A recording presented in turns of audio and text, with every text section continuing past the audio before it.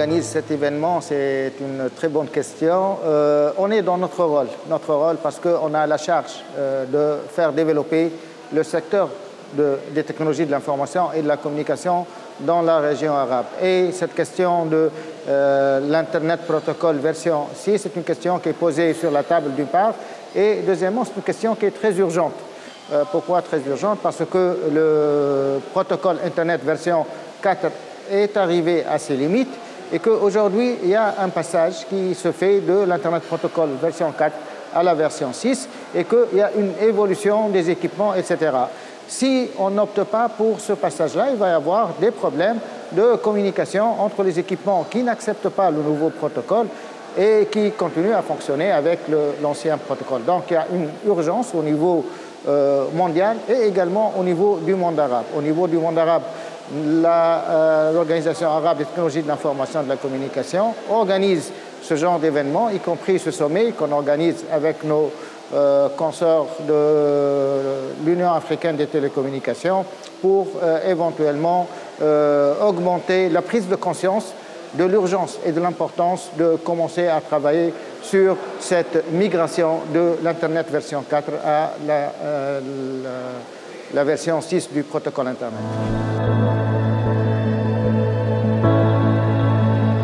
L'adoption de la version 6 de l'Internet, de protocole de l'Internet, permet une meilleure gestion des réseaux, une meilleure sécurité et surtout d'être à jour par rapport au reste du monde qui a fait et qui est en train de faire cette transition d'une manière très rapide vers la version IPv6. Sans ces adresses IPv6, l'introduction de nouveaux internautes reste une solution très compliquée techniquement parce qu'il faut faire la traduction des adressages entre l'adresse visible sur le réseau et les adresses cachées pour gérer ce manque d'adressage IPv4. Donc aujourd'hui, il n'y a plus d'adresse IPv4 disponible. Donc chaque fois qu'on doit déployer des nouveaux réseaux, il faut ou bien cacher les versions IPv4, ou bien la meilleure solution, c'est d'utiliser la version 6.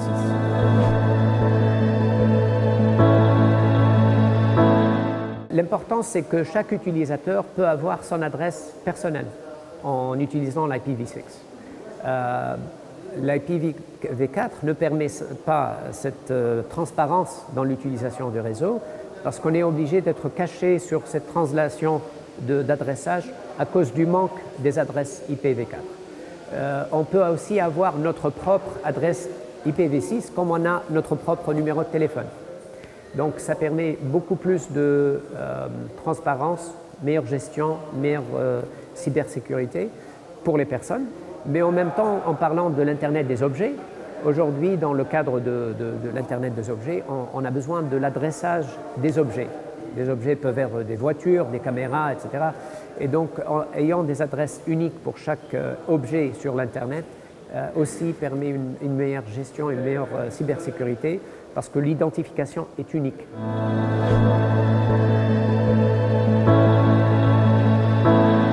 Yeah, I think most of our countries are engaged in digital transformation in one way or the other, where our economies are increasingly dependent on ICT, whether agriculture, whether education, whether health.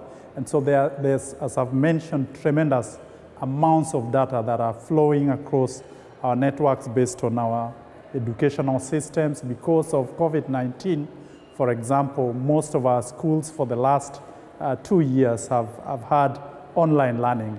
And so there's a lot of data that is flowing that is required across our the various facets of our economies in order to facilitate businesses, in order to facilitate health, in order to facilitate agriculture, in order to facilitate education.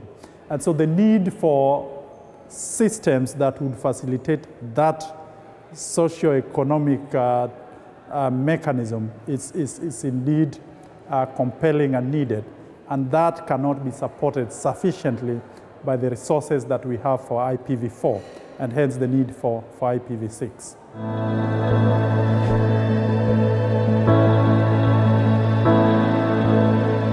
Justement, tous les acteurs qui sont actifs dans l'Internet au niveau mondial sont demandés à faire un effort pour déployer la nouvelle version. Actuellement, on a à peu près 45% du monde entier qui marche sur IPv6. Ça fait 2 milliards d'utilisateurs sur les 5 milliards d'Internet. Ce qui fait la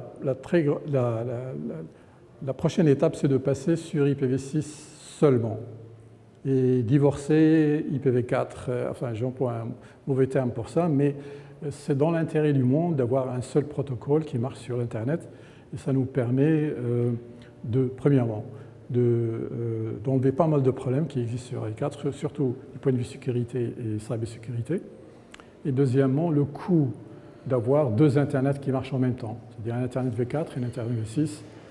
Et vu que le déploiement de tout ce qui est Internet of Things, la 5G, 6G, cloud computing, etc., va demander un montant important d'adresses IP, qui fait IPv6 est pratiquement la seule solution qu'on a actuellement.